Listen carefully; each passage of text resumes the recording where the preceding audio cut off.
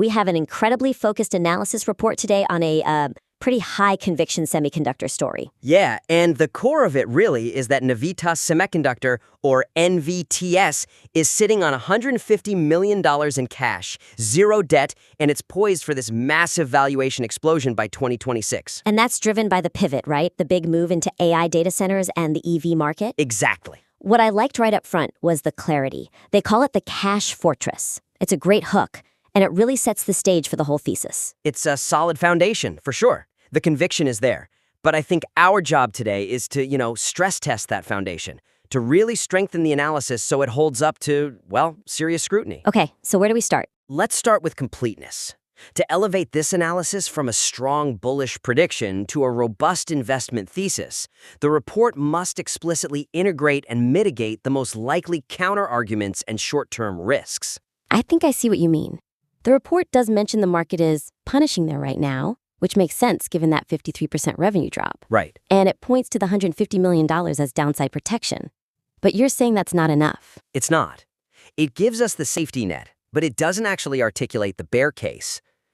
Why is the market punishing them in the first place?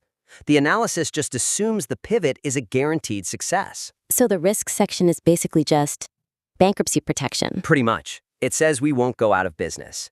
It doesn't tackle a real risk, which is the execution of the pivot itself. It's like they're selling the beautiful, finished, renovated house, but they're not letting us ask what happens if the contractor finds some major structural damage along the way. That's a perfect analogy. We need to get ahead of that. So the suggestion here is to introduce a dedicated section framed constructively to address that execution risk. And the competitive environment, I assume. Oh, absolutely. You have to acknowledge what could actually delay or even derail that 2026 explosion. You have to name the boogeymen. But doesn't that risk watering down the conviction?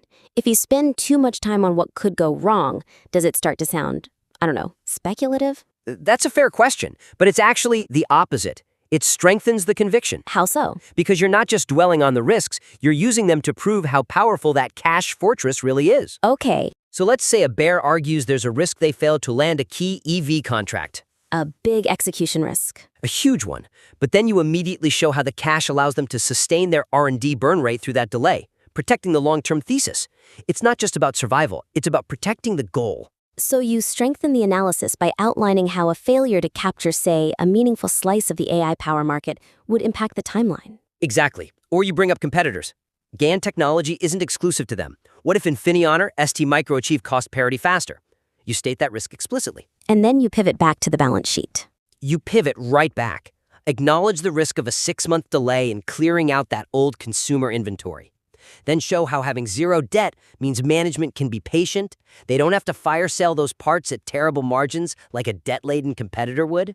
Ah, I see. So you turn the current weakness, that revenue drop, into a tactical strength.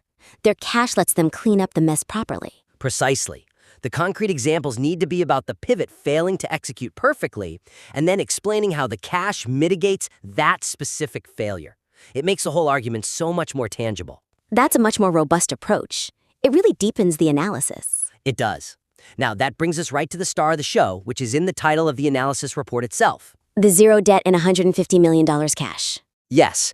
So, while that cash position is correctly identified as a superpower, the analysis needs to move beyond using it as merely a safety net and show how this capital actively drives the projected 2026 growth. As it stands, the language is pretty defensive. It says the cash allows them to weather the storm, to, not panic. It's a shield. It's a shield, exactly. But the direct link, the part that shows how this financial advantage actually accelerates the AI and EV ramp-up, that feels underdeveloped. We need to see the shield transform into a sword. Right. It's a much sharper thesis that way, shifting the conversation from survival to dominance. And that's what investors in this space are looking for. Cash on the balance sheet needs to be working, generating returns.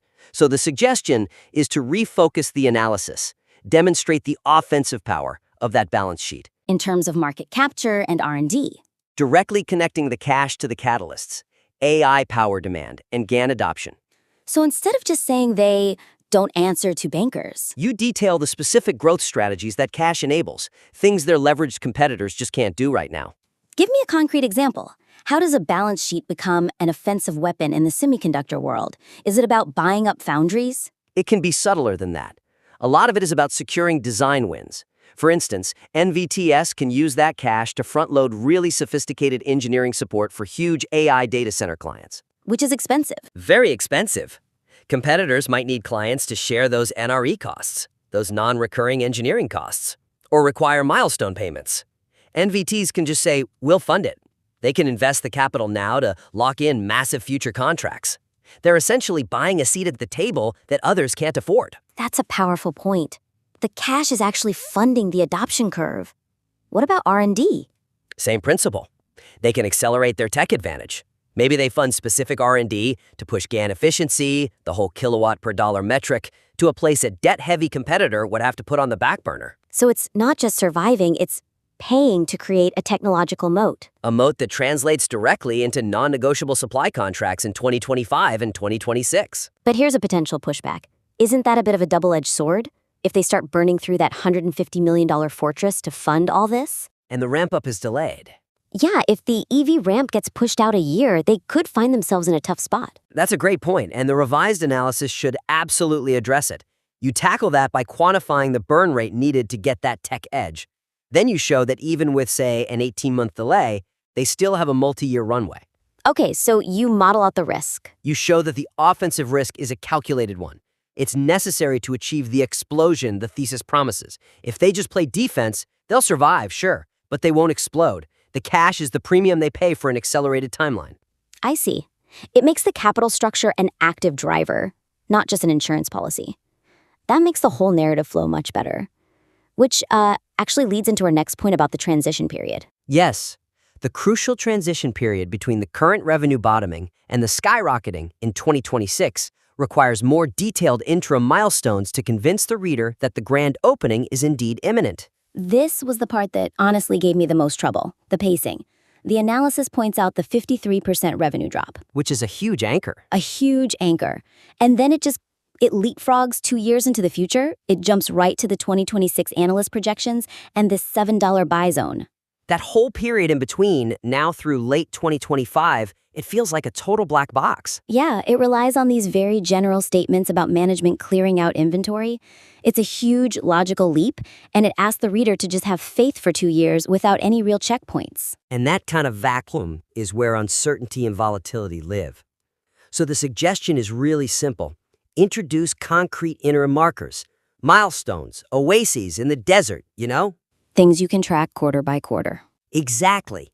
You have to bridge that 2-year gap with actionable evidence. Give the investor specific KPIs to track so they can validate the thesis as it progresses. So what would those look like? What kind of milestones? Well, let's take the legacy cleanup. Instead of just saying they're clearing inventory, get specific. Provide maybe hypothetical volume projections for that clearance. Investors need to be able to see if management is meeting or beating the pace you've laid out. Okay, that's one. What about the new business? That's even more critical. Talk about the anticipated timing of key EV design win announcements. Maybe you can even link them to public manufacturing timelines from Tier 1 auto partners. So you'd frame it as something like, to validate the 2026 ramp, we need to see 3 key design wins announced by the end of 2024. Exactly. Now the reader knows precisely what to look for. And you do the same thing for the AI pivot. Market penetration targets? Estimated market penetration targets for GaN chips in AI server racks by, say, late 2025.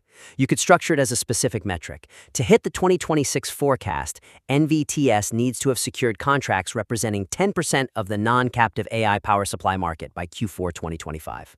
That completely changes the dynamic. It gives the reader an immediate point of conviction. Or a point of concern if they miss. Right, but either way, they don't have to wait 2 years to find out if the thesis is on track. They can check your roadmap every 90 days. It transforms the analysis from just a prediction into a monitored performance report, much more powerful. This has been incredibly useful. We've really taken what was a compelling argument and outlined a path to make it a truly robust, almost battle-tested investment analysis. I think